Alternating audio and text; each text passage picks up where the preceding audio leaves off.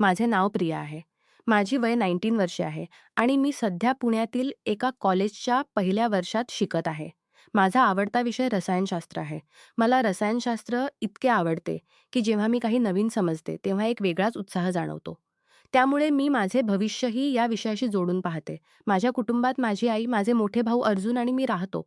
अर्जुन भावांचे वय 21 वर्षे आहे. तेही माझ्याच कॉलेजमध्ये शिकत आहेत. मात्र आम्ही दोघे रसायनशास्त्राचे विद्यार्थी नाहीत. त्यांना अभियांत्रिकीमध्ये रस आहे. आमच्या घरात सकाळचा वेळ नेहमी घाईघाईने जातो. सकाळी 8 वाजता आमची क्लास सुरू होते. आम्हाला 7 वाजता घरातून निघावे लागते. माझे बाबा आणि आई यांनी आमच्या सोयीसाठी काही काळापूर्वी एक मोटरसायकल विकत घेतली होती. अर्जुन भाऊ ती चालवतात आणि मी त्यांच्या मागे बसून कॉलेजला जाते. अर्जुन भाऊ माझे सगळे भाऊ नाहीत. ही गोष्ट कदाचित पहिल्यांदा ऐकल्यावर थोडी विचित्र वाटू शकते. पण हे खरे आहे. माझे वडील निधन पावल्यानंतर माझ्या आईने दुसरी शादी केली. त्यांची दुसरी शादी अर्जुन भावांच्या वडिलांशी झाली होती. या शादीनंतर आमच्या कुटुंबात बरेच काही बदलले. पण अर्जुन अर्च्या कुटुंबात सौतेली बहीण आहे. त्यांनी मला कधी असे वाटले नाही. त्यांनी मला कधीही तसे वाटू दिले नाही. सकाळी 7:30 वाजता आई आणि बाबा ऑफिससाठी निघून जातात. त्यांच्या गेल्यानंतर घरात फक्त मी आणि अर्जुन भाऊ राहतो. आमचे नाते खूप जवळचे आहे. तरी त्यांनी मला नेहमी मोठ्या भावासारखे संरक्षण आणि आधार दिला. आमच्या घरात एकच कॉमन बाथरूम आहे. त्यामुळे सकाळचा वेळ थोडा व्यवस्थित ठेवावा लागतो. साधारणपणे मी आधी अंघोळ करते आणि तयार होते. कारण मुलींना तयार होण्यासाठी थोडा जास्त वेळ लागतो. मी तयार झाल्यानंतर अर्जुन भाऊ बाथरूममध्ये जातात. दररोज सकाळी हा क्रोघे एकत्र कॉलेजला जातो. आई आणि बाबा ऑफिसला गेलेले असतात, त्यामुळे घराचा कुलूप लावण्याची जबाबदारी आमची असते. घराच्या मुख्य गेटची चावी आमच्या दोघांकडेही असते. आमच्या कॉलेजचा प्रवास दररोज नवीन आशांनी आणि स्वप्नांनी भरलेला असतो. क्लास सकाळी 8 वाजता सुरू होते आणि दुपारी 3 वाजेपर्यंत संपते. दिवसभरच्या अभ्यासानंतर जेव्हा आम्ही घरी परततो, तेव्हा संध्याकाळी 4:30 वाजत असतात. घरी पोहोचून कुलूप उघडताच आम्ही दोघे आपापल्या कामात गुंततो. अर्जुन भाऊ कधी पुस्तकात गुरफटतात, तर मी रसायनशास्त्राच्या नोट्स लिहायला सुरुवात करते. संध्याकाळी 7 वाजता बाबा आणि आई घरी परततात. आम्ही सगळे एकत्र बसून चहा पितो आणि दिवसभराचे अनुभव सांगतो. माझे जीवन असेच शांत आणि व्यवस्थित चालले होते. पण एका घटनेने माझे सगळे बदलले. आता याला अपघाती समजा किंवा काहीही. दररोजसारखी ती सकाळही सामान्य वाटत होती. आमचे कुटुंब, बाबा, आई, भाऊ अर्जुन आणि मी नेहमीसारखे एकत्र बसून नाश्ता करत होतो. हा वेळ माझ्यासाठी खास असतो, कारण व्यस्त दिवसाची सुरुवात कुटुंबासोबत करण्याचा आनंद वेगळाच असतो. बाबा आणि आई त्यांच्या सरकारी नोकरीसाठी तयार होत होते.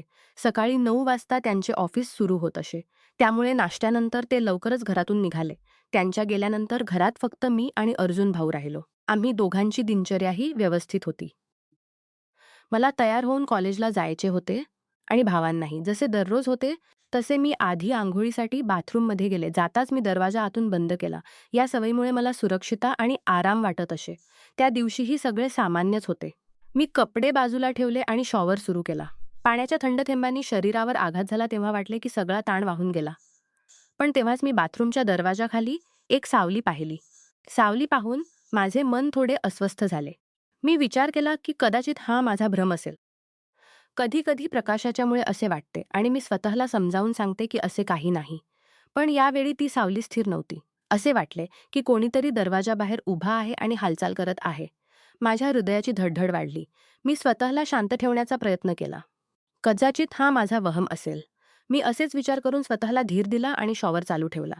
चेहऱ्यावर साबण लावताना माझी नजर पुन्हा दरवाजाकडे गेली आणि यावेळी मी पाहिले की सावली खरोखर हलवत होती.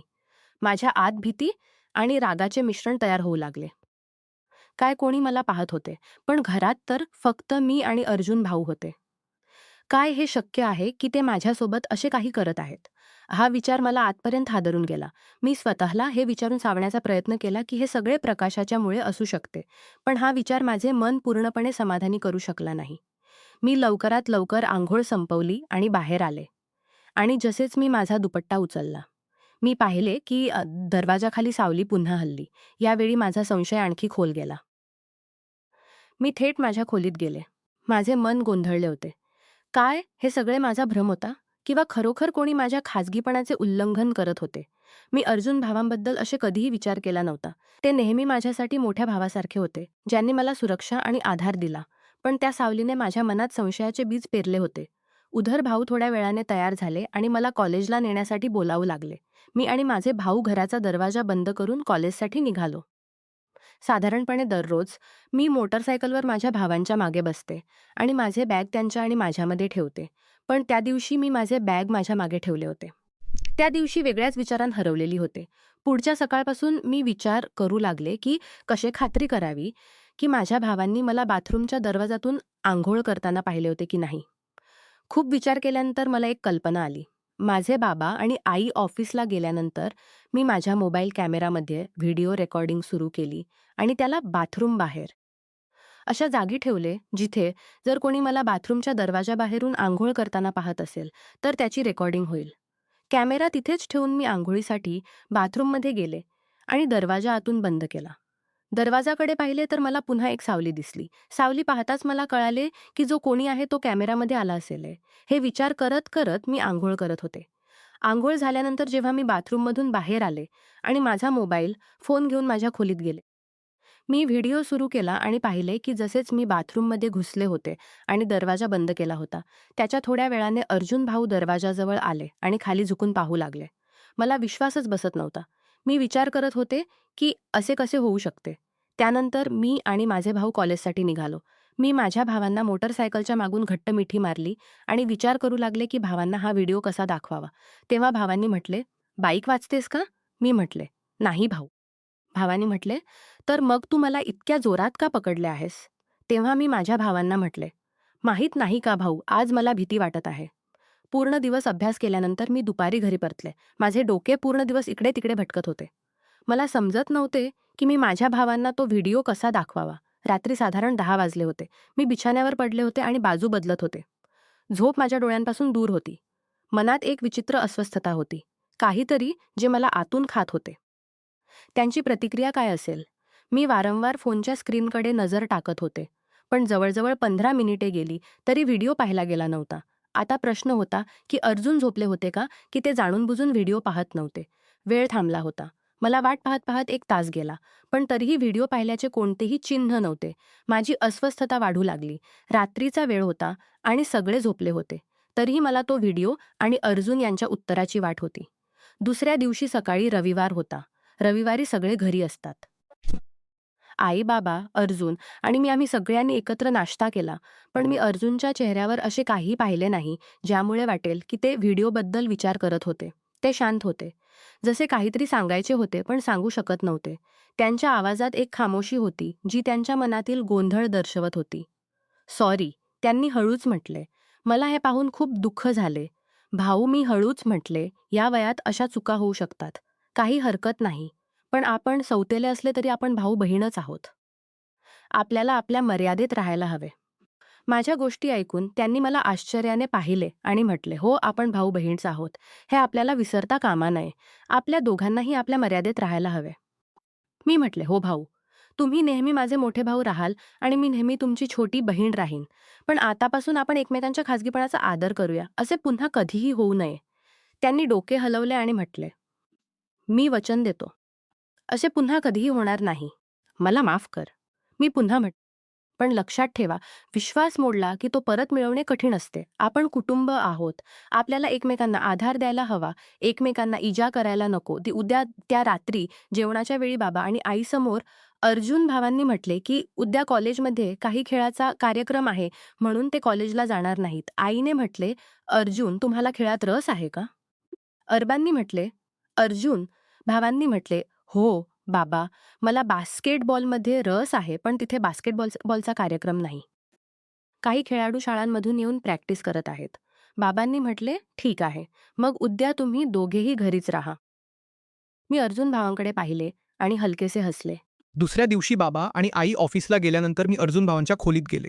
ते बिछाण्यावर पडले होते. मी म्हटले, "भाऊ, तुम्ही आज क्लासला न जाता पूर्ण दिवस घरी राहण्याचा निर्णय का घेतला?" त्यांनी म्हटले, काल तू म्हणालीस की आपण मर्यादा पाळायला हव्यात. मी विचार करत होतो की आपण एकत्र बसून याबद्दल बोलूया. मी खरोखर माफी मागतो. मी काय केले ते चुकीचे होते. मला माहीत आहे की मी तुझ्या विश्वासाला धक्का दिला. मी बसले आणि म्हटले, भाऊ, मी रागावले होते. खूप. पण तू माफी मागितलीस आणि वचन दिलेस तर मी विश्वास ठेवते. आपण सौतेले भाऊ-बहीण आहोत हे खरे आहे, पण आपण एकत्र कुटुंब म्हणून राहतो. आपल्या नात्यात विश्वास आणि आदर असायला हवा. खाजगीपणाचे उल्लंघन करणे कधीही योग्य नाही. संमतीशिवाय कोणाचीही जागा घुसखोरी करणे चुकीचे आहे. तू बरोबर आहेस. मी आतापासून अधिक जबाबदार राहीन. आपण भाऊ-बहीण म्हणून एकमेकांना आधार देऊया. कुठल्याही चुकीच्या मार्गाने नाही. मी हसले आणि म्हटले, "ठीक आहे. आता चला थोडा अभ्यास करूया. परीक्षा जवळ आहेत." त्या दिवशी आम्ही एकत्र अभ्यास केला, हसलो आणि पुन्हा एकदा भाऊ-बहीण म्हणून जवळ आलो. पण यावेळी अधिक जागरूक आणि अधिक आदराने. पुढच्या काही दिवसात आम्ही या घटनेबद्दल अधिक बोललो. आम्हाला समजले की कुटुंबात, विशेषतः जेव्हा सौतेले नाते असते, तेव्हा स्पष्ट संवाद, आदर आणि एकमेकांच्या जागेचा मान ठेवणे किती महत्त्वाचे आहे. त्यांनी माझ्या खाजगीपणाचा आदर केला आणि मी त्यांच्यावर पुन्हा पूर्ण विश्वास ठेवला. कॉलेजच्या दिवसात आम्ही एकमेकांना अभ्यास आणि जीवनात आधार दिला. आमची भाऊ-बहीण नाती अधिक मजबूत झाली, कारण ती आता फक्त सहवासावर नव्हती, तर विश्वास, आदर आणि जबाबदारीवर आधारित होती. या घटनेतून मला एक महत्त्वाचा धडा मिळाला. घरात एकत्र राहताना प्रत्येकाच्या खाजगीपणाचा आदर करणे आवश्यक आहे. संमतीशिवाय कोणाचीही जागा घुसखोरी करणे कधीही योग्य नाही. विशेषतः तरुण वयात उत्सुकता किंवा क्षणिक इच्छा यांना मर्यादा घालणे गरजेचे आहे. कुटुंबातील नाती मजबूत राहतात जेव्हा आपण एकमेकांशी प्रामाणिक राहतो, चुका कबूल करतो आणि सुधारण्याचा प्रयत्न करतो. आजही आम्ही भाऊ-बहीण म्हणून एकत्र आहोत. अर्जुन भाऊ माझे मोठे भाऊ आहेत आणि मी त्यांची छोटी बहीण. आमच्या नात्यात आता अधिक विश्वास आहे, कारण आम्ही चुकीच्या मार्गाने न जाता योग्य मार्गाने एकत्र वाढलो. नमस्कार मित्रांनो, तुम्हाला ही कथा आवडली असेल तर चॅनेलला सबस्क्राईब करायला विसरू नका. आणि यापेक्षाही अधिक रंजक व्हिडिओ पाहण्यासाठी माझ्या चॅनेलवर नुकताच अपलोड केलेला नवीन व्हिडिओ नक्की पहा. तो तुम्हाला खूप आवडेल, अशी मला आशा आहे.